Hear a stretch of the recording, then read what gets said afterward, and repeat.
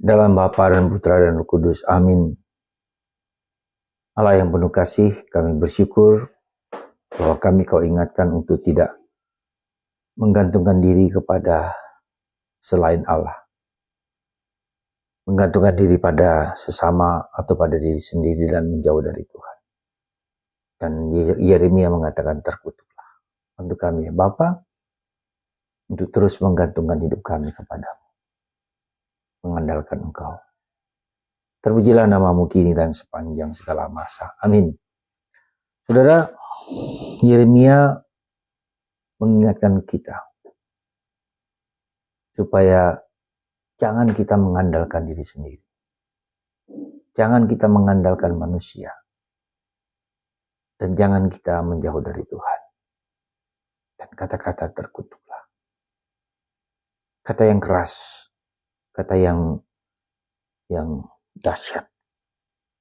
Bahwa hanya Allah yang tempat kita berpijak. Hanya Allah tempat kita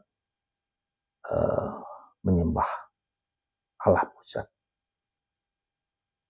Tetapi proses itu adalah proses seluruh hidup kita. Bagaimana kita berjuang untuk memfokuskan kepada Allah, bukan kepada diri sendiri dan sesama.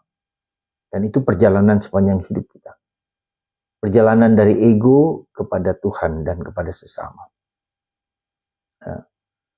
Dan betapa tidak mudahnya karena egoisme kita. Maka di sini terjadi proses pemurnian, proses penyucian, proses pelepasan dari segala ikatan-ikatan. Karena kita suka mengikatkan diri kepada sesuatu yang kita anggap berharga, mulia, hebat. Ya. Dan itulah berhala-berhala kita, dewa-dewa palsu kita. Di zaman ini apa? Macam-macam. HP. Dan paling besar adalah HP. Games. Ya. Maka saudaraku terkasih dalam Kristus, itulah yang harus menjadi perjuangan kita. Terjadi proses purifikasi. Ya. Maka Santa Teresa dari Avila, kita harus memasuki 7 ruangan, di mana ke-7 ruangan itu adalah Tuhan yang bertahta. Dan setiap ruangan kita digodok, disucikan, dibersihkan dari yang kasar menjadi lembut sampai akhirnya hanya Tuhanlah yang kita sembah. Kapan-kapan kita belajar mengenai 7 ruangan itu yang sangat penting bagi kita, di mana terjadi proses purifikasi, proses pembersihan, proses penyucian, dicuci supaya suci, dicucikan supaya suci, supaya kudus, supaya bersih. Dan proses itu proses yang menyakitkan, ya.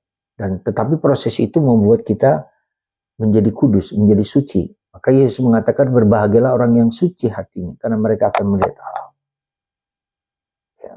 Dan proses ini proses sepanjang hidup kita. Dan proses masa prapaskah ini dalam proses seperti itu.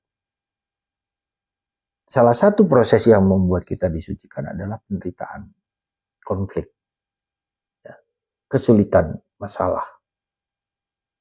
Karena di dalam kehidupan yang demikian ini, Tuhan ingin menunjukkan siapa yang harus kita hormati, kita sembah, kita puji. Tuhan sendiri. Tuhan dengan Roh Kudusnya membantu kita untuk menyadari diri kita, self purification. Ya. Penyucian diri kita, pembersihan diri kita. Ya. Bukan aku ya Tuhan, bukan aku, kata Paulus, tapi Engkau. Proses inilah yang harus terjadi dalam masa prapaskah. Dan masa prapaskah ini 3 hal yang harus kita jalankan: berdoa, berpuasa, dan sedekah.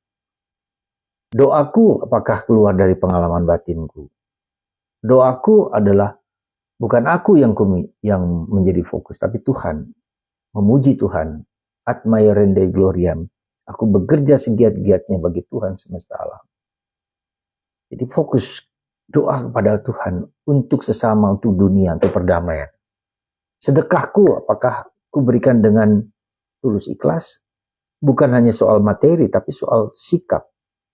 Mendengarkan, bersuara kepada Tuhan. Ya, dan kemudian puasa? Apakah aku untuk mendisiplinkan nafsu-nafsuku, mendisiplinkan supaya aku tidak digoda dan tidak dikuasai oleh nafsu? Jadi semua dalam proses pembersihan dan pemurnian. Ya, berbahagialah orang yang murni hatinya, karena mereka akan melihat Allah. Mari kita murnikan hati kita untuk hanya bersujud menyembah Tuhan, satu-satunya Allah yang benar dan penuh kasih. Tuhan memberkati kita semua. Bapa, Putra, dan Roh Kudus.